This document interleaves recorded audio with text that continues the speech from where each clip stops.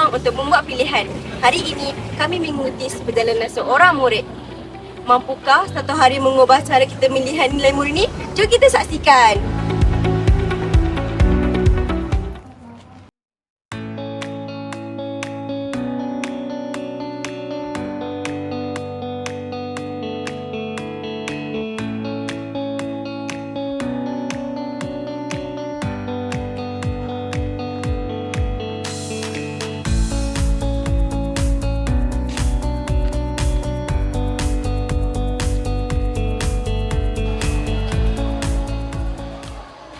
Rasa hormat bukan sekadar ucapan, tetapi ditunjukkan melalui adab dan tindakan.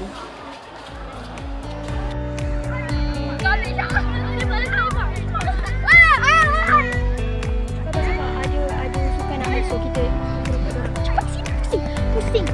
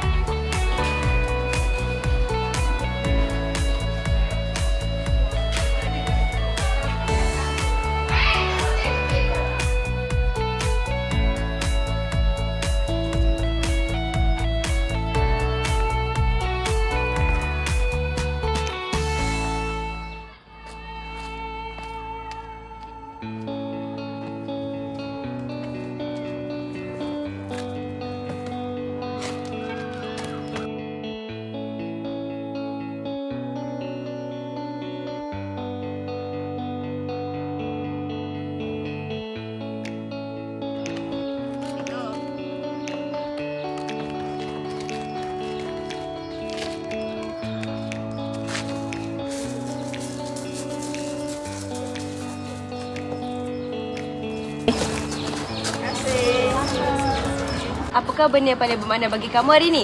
Saya belajar bahawa nilai murid ini bukan perkara yang besar. Ia bermula dengan tindakan yang kecil tapi dilakukan dengan ikhlas. Sekolah yang hebat bukan hanya kerana pencapaiannya, tetapi kerana warganya saling menghormati, membantu dan bekerjasama. Langkah kecil, impak besar.